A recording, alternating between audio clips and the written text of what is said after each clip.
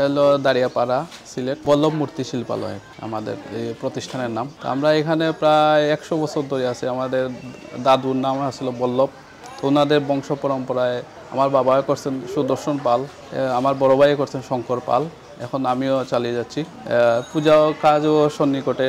এখন বর্তমান বাজারে জিনিসেরও দাম বাড়ছে, সবকিছু মূর্তি প্রতিমার দাম বাড়ছে। সেই হিসাবে আমাদের একটু হিমশিম খেতে হয়। সরস্বতী পূজার কাজ চলতেছে আমাদের এখানে। দুর্গা, কালী, নারায়ণ বিভিন্ন জাতের প্রতিমা অর্ডার দিলে আমরা বানানো হয়। আমাদের আছে প্রায় 4-5 জন থাকে, সবসময় মোটামুটি কাজ করে। সিজন টাইমে আরও বেশি হয়। এটা প্রথমে আমাদের খড় লাগে বড় বড় প্রতিমার জন্য। এরপরে মাটি যেমন টিলার মাটি লাগে, একটা লাল মাটি, আর একটা আছে পলি মাটি, এটা হলো গাঙের মাটি। এগুলো আমরা সংগ্রহ করতে হয়। এরপরে মনে হয় বাইরে থেকে কাপড় চোপড় রং ঠং এগুলো আমরা ঢাকা থেকে সংগ্রহ করি, চুল টুল আনি। রিজনেবল আর কি, তেমন না, আহামরি না, মোটামুটি চলার মতো আর কি। কোনোটা আছে 20,000 থেকে 10,000 থেকে শুরু, এক একটা প্রাইসে ডিজাইন অনুযায়ী আমাদের কাজ হয়। আছে আমাদের যেটার তো ভাই আছে, ওনারা কাজ করে। আমার ভাইও আগে কাজ করতেন, উনি এখন বাইরে চলে গেছেন, এখন আমি কাজটা চালিয়ে যাচ্ছি। এই কাজে তো অনেক কষ্ট, অনেক পরিশ্রম, সবাই করতে পারে না। আমরা আগে থেকে করে আসছি তো, আমি আছি প্রায় 25 বছর ধরে। এইগুলা মনে হয় নেক্সট জেনারেশন তারা সামাল দিতে পারবে না, তারা চাকরি বাকরিতে চলে যাবে। এটা আমার বাবার ইন্সপিরেশন প্লাস আমার বড় ভাই থেকে দেখে দেখে শেখা হয়েছে, এটাই আর কি। আমার বংশ পরম্পরা যেহেতু, আর দেখে দেখে একটা জিনিসটা করি, একটু সুন্দর করে বানাই বা সুন্দর করে কালার করি, এই দেখে দেখে শেখা আর কি। সিলেটের বাইরে বিয়ানীবাজার, জকিগঞ্জ, চাতক, এরপরে মানে জৈন্তা, বিভিন্ন জায়গায় যায়।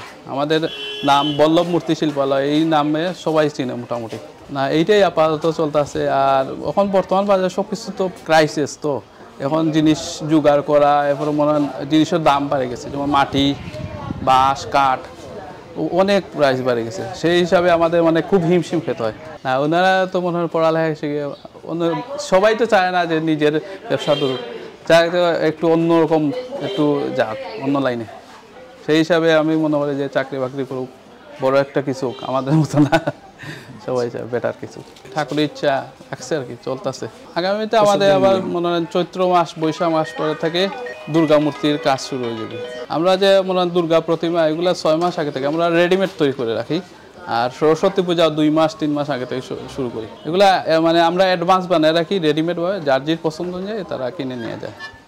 টাউনের আছে কিছু কিছু লোকাল, যেমন নারায়ণ মূর্তি নিতে আসে, কালী মূর্তি ছোটো ছোটো ডাইসের। আর বড় মূর্তিগুলা যেমন আছে যে গোলাপগঞ্জ, এরপরে বাঘা, এইসব সাইড, এরপরে জৈন্তা, জকিগঞ্জ, এরপরে চৈতালি সংঘর একটা করা হয়েছে, চৈতালি সংঘ বড়। হ্যাঁ, আমাদের বড় আছে। এই যে প্রজাপতি সংঘ আছে আমাদের পাড়ার পূজা, এগুলো একটু বড় হয়।